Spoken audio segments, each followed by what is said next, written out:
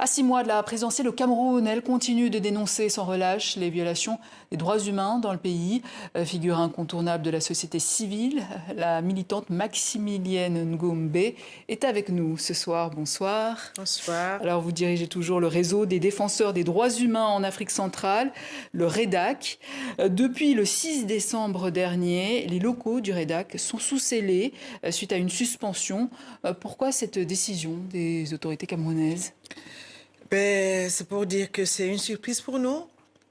Parce que jusqu'à aujourd'hui, je ne peux pas dire pourquoi la suspension. Nous avons appris sur les réseaux sociaux.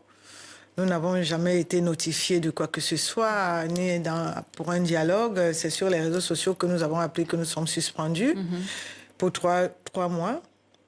Ça fait plus de 3 mois là. Ça fait plus de 3 mois. Jusqu'à aujourd'hui, le REDAC n'a pas été ouvert, malgré tout ce que nous avons pu faire, c'est-à-dire au niveau administratif, tant au niveau administratif que judiciaire. Mais comme de plus en plus la justice n'est pas indépendante, il suffit d'un coup de fil de celui qui a, n'est-ce pas, scellé le REDAC, rien ne marche. Pire, nous sommes aujourd'hui devant le tribunal de première instance pour brise de scellé. Et tout le monde a vu à Mondo Visio que la COPCA, qui agissait au nom du PCA, qui n'est pas au Cameroun et qui lui avait donné mandat, elle a dit clairement qu'elle brise les scellés illégalement apposés. Et tout le monde sait aujourd'hui aussi que je n'étais pas là, mais je suis aujourd'hui avec elle devant un procès unique et un procès de honte. Alors parce que c'est toute la honte. Ce prix de votre engagement, voilà des années que vous dénoncez des violations dans le conflit contre Boko Haram ou encore dans la crise anglophone. Quelle est la situation des droits humains au Cameroun aujourd'hui de manière générale ? Mais ça s'empire. On pensait, il y a peut-être, j'étais ici dans la même place où je vous avais dit qu'il y avait des petites avancées. Tout à fait. Je reconnais aujourd'hui que ça s'empire. Ça s'empire pourquoi? Parce qu'il n'y a plus d'espace pour tous ceux qui peuvent dénoncer quoi que ce soit. Je vais vous prendre 3 exemples.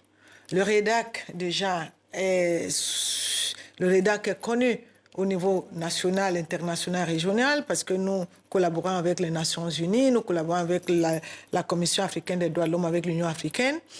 Donc, fermer une association comme ça, même temporairement, sans lui dire de quoi il s'agit, pour nous, c'est un recul. Mais au-delà du REDAC, il y a d'autres associations qui subissent. On a un monde à venir qui est une ONG qui depuis 2021 n'a plus vu son agrément renouvelé. On a Cyril Béchon, c'est une dame qui aujourd'hui est nouveau droit de l'homme, mais parce qu'elle a pris le lead pour dénoncer ce qui nous arrivait, son bureau a été cambriolé 2 fois en une seule semaine, et puis on a reach out, on a tout le monde, et si on quitte, n'est-ce pas, la société civile, on va dans les partis politiques.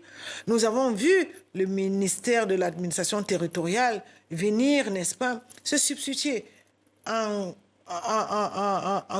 ministère de justice en disant clairement qu'il mettra un candidat de l'opposition, le professeur Maurice Kamto, en prison pour longtemps, en interdisant à un député avec des fax pour dire qu'il ne peut pas, un député qui est candidat à Cabral Libi avec le PCRN, qui ne peut pas, n'est-ce pas, aller se mouvoir sur le terrain.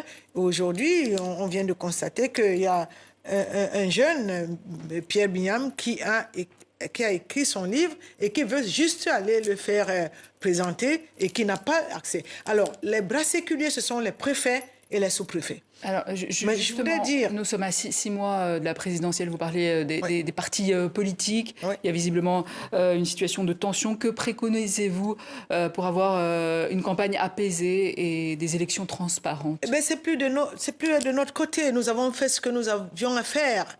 Oui. Et nous avons dit et nous avons demandé qu'il y ait une charte de non-agression. Nous avons dit que le Cameroun, c'est un État qui est un État parti des Nations Unies, qui est en même temps signataire de la Charte africaine des droits de l'homme.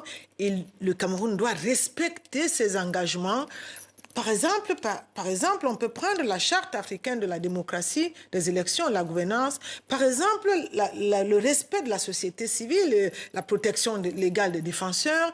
Par exemple, l'ouverture de l'espace civique. Et nous demandons aujourd'hui, n'est-ce pas, ce que nous demandons, c'est qu'il y ait des élections libres et transparentes. Merci. Mais en même temps, ce que nous demandons, c'est que la justice ne soit pas ne soit pas le bras séculier de l'exécutif ou bien de certains membres, et en même temps que les préfets et les sous-préfets sachent que nous sommes tous les Camerounais. Merci, et que nous devons Maximilienne Ngombe. être ensemble dans cette bataille. Je rappelle que vous êtes la directrice du REDAC.